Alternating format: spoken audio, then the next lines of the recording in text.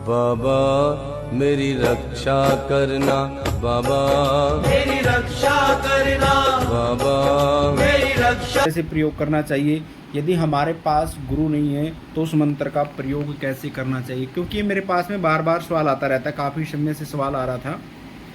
तो मंत्र का प्रयोग कैसे करना चाहिए, तो इस प्रयोग की मैं पूरी जानकारी आपको दूंगा। इस वीडियो को आप अंत तक जरूर देखना, और जिन्होंने चैनल को सब्सक्राइब नहीं किया वो चैनल को सब्सक्राइब कर ले, क्योंकि हमारा बालाजी दरबार लगता है। दरबार संबंधी जानकारी हो या फिर यंत्र मंत्र तंत्र ज्योतिष पूजा पाठ वास्तु, आपको जानकारी मिलती रहती है। और जो कुछ दरबार से ऑनलाइन पूछा लेना चाहते हैं बच्चे, तो वो भी दरबार की जानकारी आपको चैनल के माध्यम से ही मिलती रहती है, ऑनलाइन पूछा भी ले सकते हैं।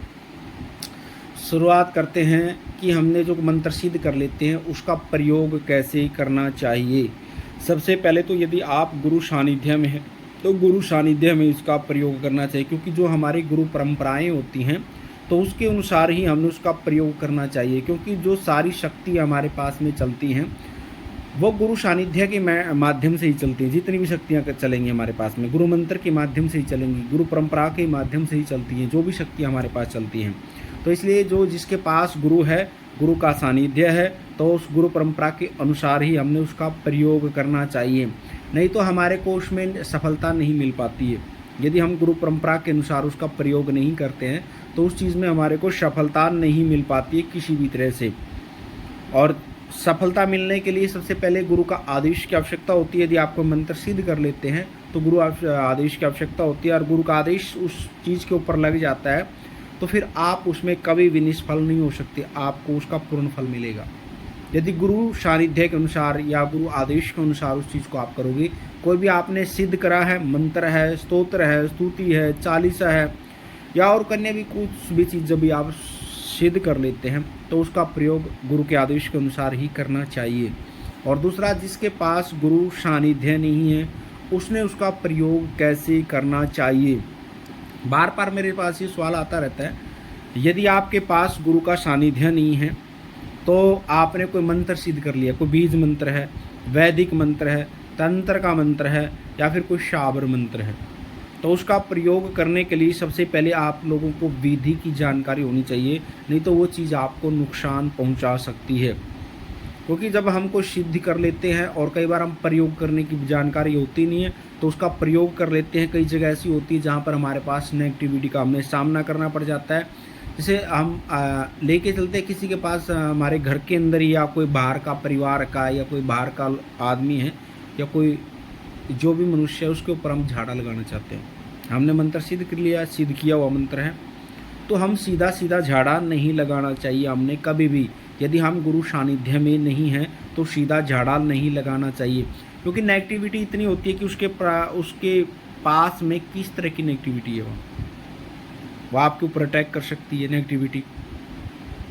सबसे पहले यदि आप मंत्र का प्रयोग कर रहे हैं तो सुरक्षा मंत्र का प्रयोग करके ही आप उस चीज़ का प्रयोग करना चाहिए, और सीधा झाड़ा में कभी भी बिना गुरु के प्रयोग नहीं करना चाहिए। यदि आप गुरु सानिध्य में हैं तब भी आप अपना सुरक्षा चक्कर लगा करके उसका प्रयोग करें। सिद्ध मंत्र का पहले आप अपना सुरक्षा घेरा लगाएं और फिर उसके बाद में आप उस मंत्र का, स्तोत्र का, स्तुति का, चालीसा का फिर आप प्रयोग कर सकते हैं।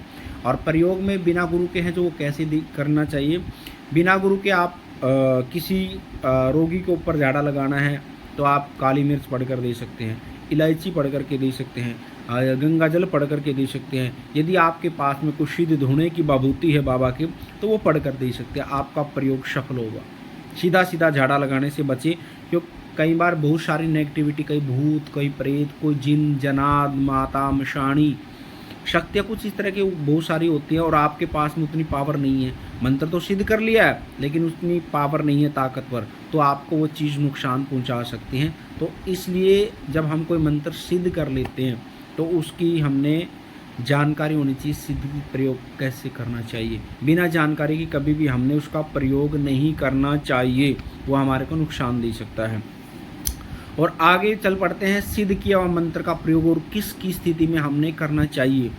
यदि आपने मंत्र को सिद्ध कर लिया है उसको सबसे पहले तो आपने लगातार जागृत रखना चाहिए। मंत्र को जप करके, चालीसा हो, स्तोत्र हो, स्तुति हो, कोई भी हो, जब तक आप उसको लगातार जागृत नहीं करोगे तो वो चीज़ आपकी काम नहीं करेगी, उसकी शक्ति अक्षीण हो जाती है। उस मंत्र की शक्ति अक्षीण हो जाती है, इसलिए उस मंत्र का प्रयोग करने के लिए आपने लगातार उसका निरंतर जाप करना है और जिस भी शक्ति का मंत्र है उसको भोग देते रहना है। जैसे हनुमान जी महाराज का मंत्र है, माँ काली का मंत्र है, तो आप मंगलवार शनिवार भोग दियो, उसमें आप लड्डू पतासे पेड़े मिश्री जो भी आपकी श्रद्धा हो उस हिसाब से आप भोग दे करके आगे शक्ति को, उस मंत्र की शक्ति को बढ़ा सकते हैं लगातार, सिद्धि जो आपने साधना करी है।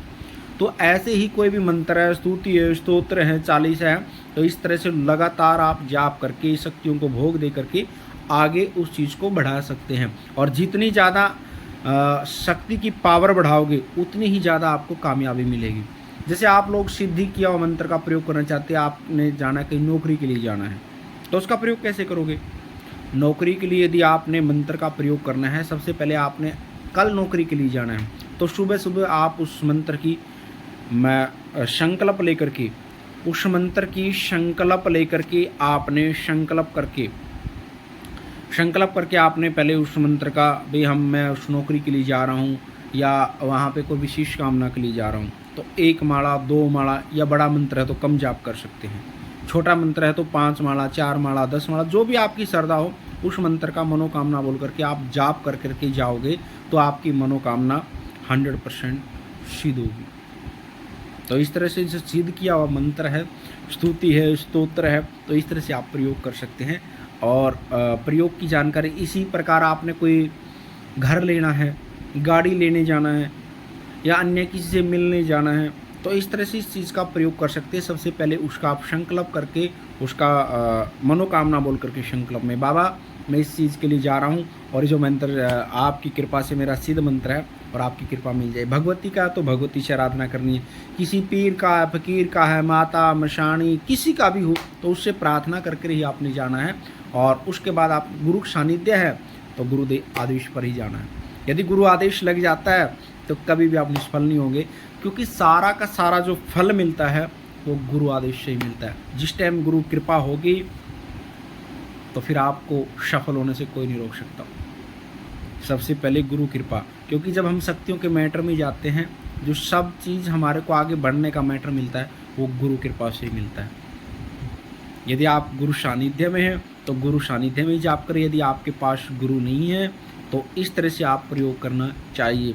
और जो यदि आपको वीडियो अच्छी लगी, जानकारी अच्छी लगी, तो वीडियो को लाइक करना, शेयर करना, कमेंट करना।